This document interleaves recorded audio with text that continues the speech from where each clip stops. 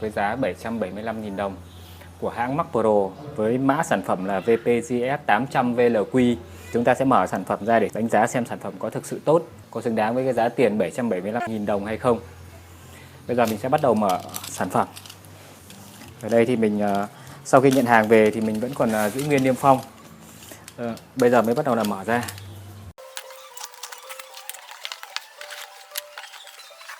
Như các bạn có thể thấy ở trên sản phẩm thì các cái thông số kỹ thuật ở trên vỏ sản phẩm thì hãng có đề là chạy điện áp từ 220V cho đến 240V, tần số 50Hz.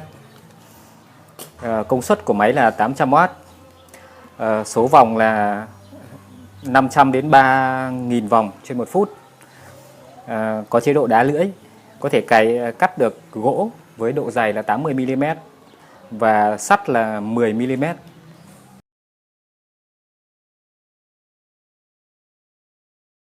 Giờ mình sẽ mở sản phẩm ra. Sản phẩm được thiết kế cái vỏ hộp rất là dày dặn, trông có vẻ là chắc chắn.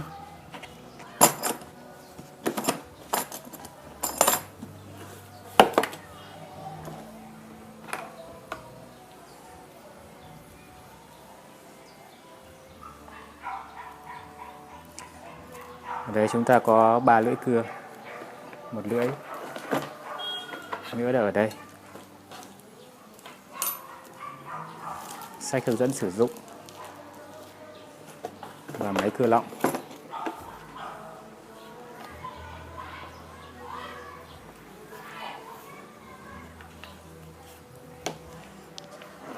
Một ống hút bụi.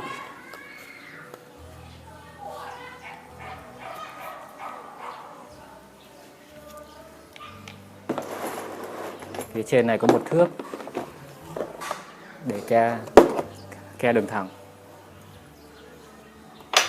Ok. Bây giờ mình sẽ cất sản phẩm sang một bên. Mình kiểm tra trước là cái vỏ hộp. Vỏ hộp khá chắc chắn các bạn. Khá là chắc chắn, có thể đi làm công trình cũng được. Ở bộ sản phẩm này chúng ta sẽ có sách hướng dẫn và phiếu bảo hành, 3 lưỡi cưa. Có thể là trong quá trình vận chuyển thì các cái lưỡi cưa đã bị rớt ra ngoài. Lưỡi cưa khá là sắc, thế nên là nó đang dính vào túi bóng.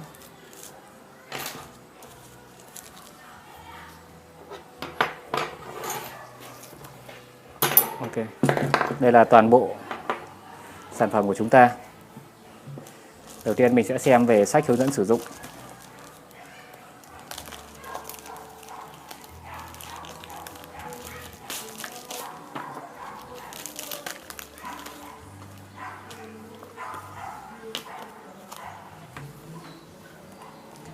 Đầu tiên là phiếu bảo hành.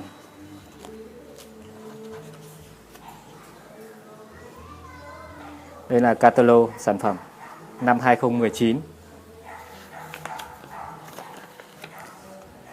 Trong này thì có giới thiệu các cái công cụ của hãng Macpro. Các máy cưa lọng, máy mài, máy cắt. Còn đây là sách hướng dẫn sử dụng sản phẩm của chúng ta. Có 2, 4, 6, 8, có 9 ngoại ngôn ngữ, trong đó không có tiếng Việt. Ở đây là có sơ đồ về cấu tạo của máy và các cái chi tiết cấu tạo của máy, để trong trường hợp mà có hỏng bộ phận nào thì chúng ta có thể đi tìm mua hoặc là chế một cái sản phẩm với thông số tương tự để chúng ta có thể lắp ráp và thay thế lại. Về cái hướng dẫn sử dụng này thì mình sẽ nghiên cứu chi tiết sau. Bây giờ chúng ta hãy vứt nó sang một bên. Đây là 3 lưỡi cắt được tặng kèm. Đầu tiên là một lưỡi cắt sắt khá là ngắn.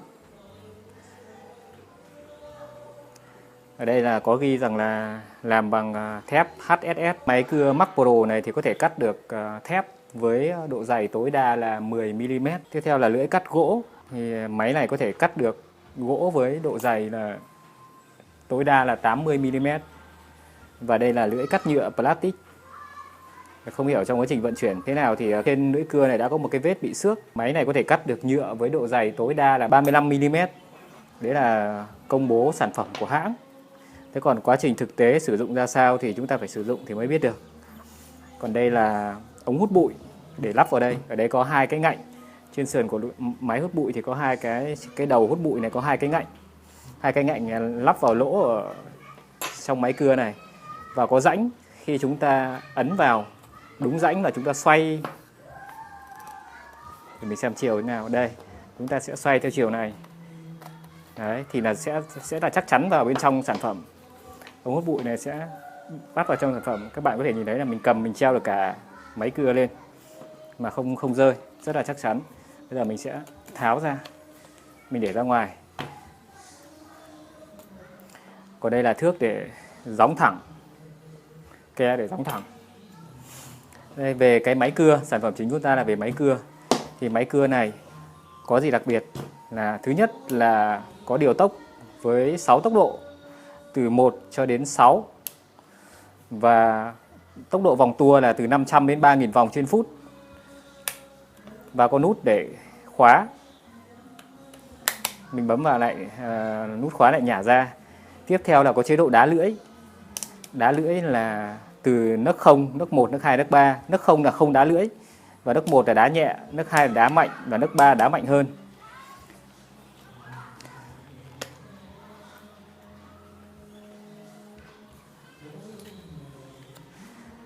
Máy này thì có cả laser. Ở đây thì có một cái tấm nhựa lót. Bây giờ mình có thể rút cái tấm nhựa này ra. Thì đây là phía mặt đáy của máy cưa lọng. Thì khi mà chúng ta cắt sắt thì chúng ta tháo cái mặt nhựa này ra. Khi cắt sắt thì chúng ta tháo mặt nhựa ra để tránh là hỏng cái mặt nhựa này. Nhưng mà khi chúng ta cắt gỗ hoặc những cái sản phẩm mềm hơn như là gỗ và nhựa thì chúng ta có thể lắp cái nhựa này vào để cho cái mặt nhựa này nó không làm xây xước gỗ hoặc là không làm xây xước mặt nhựa, mặt mica. Bây giờ mình sẽ cắm điện để chúng ta thử. Ở đây là có một cái lục giác gắn ở chuôi.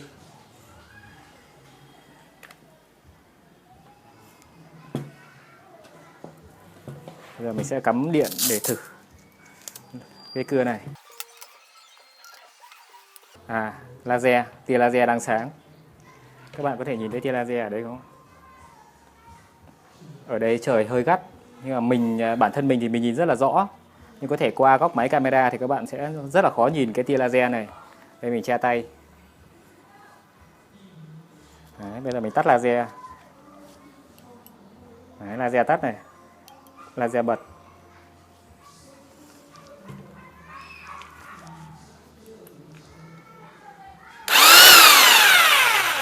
Mình đang để nấc 6. Đây là nấc 1. Motor chạy rất chậm. Nấc 1. Các bạn có thể nhìn thấy cái vòng quay của cái quạt tản gió này rất chậm. Chậm như kiểu đang đứng yên ấy. Giờ mình sẽ bật số 2. Đây.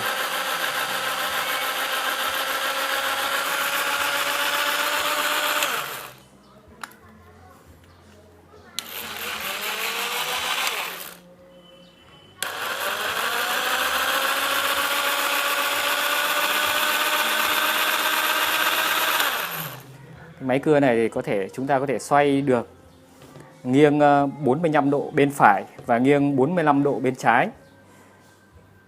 Thì cái lục giác này dùng để mở cái đế này để chúng ta có thể xoay được cưa. Đây, bây giờ mình sẽ xoay thử góc nghiêng 45 độ. Đây là chế độ nghiêng nhất. Thì mình đi lưỡi cưa như thế này. Ở đây có cái góc chia độ. Ở trên đế có góc chia độ. Đây là 45 độ này. Đây là 30 độ này. Đây là 15 độ này. Và đây là thẳng đứng này. Đây là thẳng đứng. Đây là thẳng đứng. Thì ở những cái nấc này nó có rãnh khứa để chúng ta có thể xoay là góc 15 độ, 30 độ và 400 độ.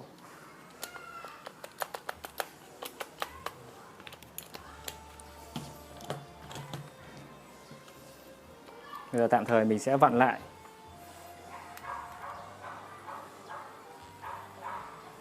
Để chúng ta lắp lưỡi cưa. Cái quá trình lắp lưỡi cưa cũng rất là đơn giản.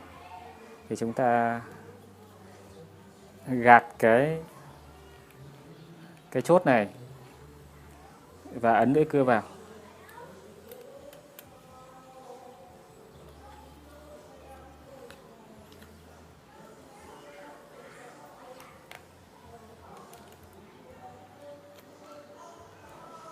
Sau đó chúng ta nhả ra thì lưỡi cưa sẽ được ép chặt vào, bởi vì trong đây có cơ cấu lò xo để giữ lưỡi cưa.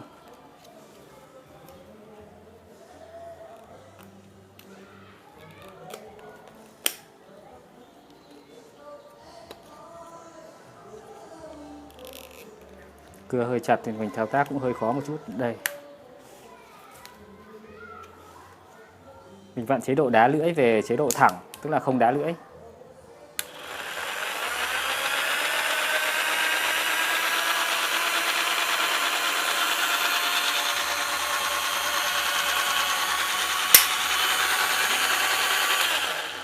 Đây là với tốc độ số 2. Rồi mình sẽ quay về tốc độ 1 để kiểm tra lại xem tốc độ 1 thực chất là có chạy hay không. Tốc độ 1 máy có rung nhưng mà lưỡi cưa chạy rất chậm. Lưỡi cưa vẫn có chạy nhé, các bạn nhìn kỹ, lưỡi cưa vẫn có chạy nhưng rất chậm. Các bạn có thể nhìn thấy là cánh quạt tản gió vẫn đang quay và lưỡi cưa nhúc nhích cực kỳ là chậm. Mình không hiểu là với cái chế độ cưa chậm như này thì để cắt được cái sản phẩm gì. Đây, nấc 2.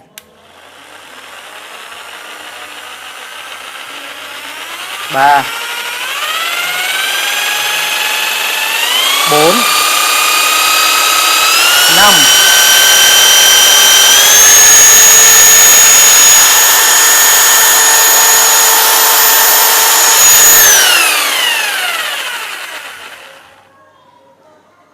'Ở chế độ 1 thì máy chạy cực kỳ chậm, nhưng mà sang đến nấc số 2 thì bắt đầu máy tăng tốc rất là nhanh. Và đến nấc thứ 6 thì với tốc độ khoảng là 3.000 vòng trên phút thì máy chạy cực kỳ nhanh và khỏe. Thì máy này công suất là 800W thì mình tin rằng là nó có thể cắt được khá nhiều thứ và hữu dụng trong cái công việc của mình. Là chế đồ DIY.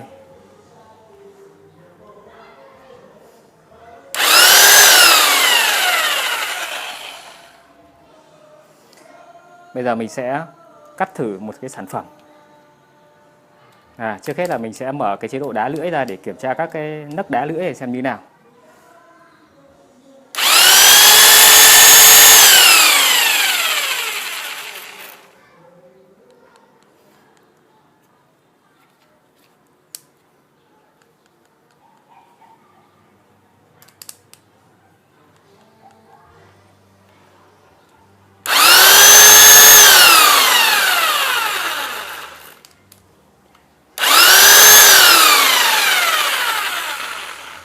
Các bạn để ý là cái cách hoạt động của chế độ đá lưỡi này. Khi mà mình để chế độ là không đá lưỡi thì cái bánh xe này, cái cần gạt này nó sẽ không đẩy ra đẩy vào mà nó đứng yên. Đây các bạn nhìn, đứng yên này.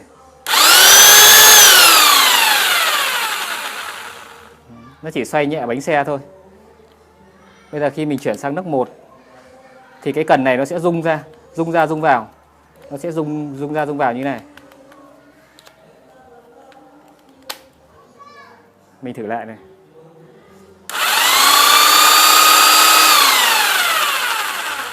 Đó. Bây giờ mình sẽ mở hẳn chế độ số 3 để các bạn nhìn rõ cái sự rung của cái cần này.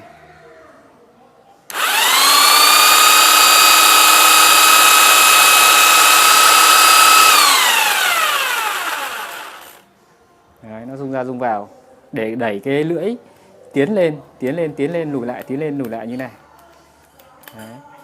Và bản thân cái trục lưỡi nó cũng có thể di động về phía trước như này, gật ra gật vào như này. Bây giờ mình sẽ quay lại về số 0 này, mình kiểm tra này, cũng có giật ra giật lại. Ở số 0 thì lưỡi cũng có thể giật ra giật lại.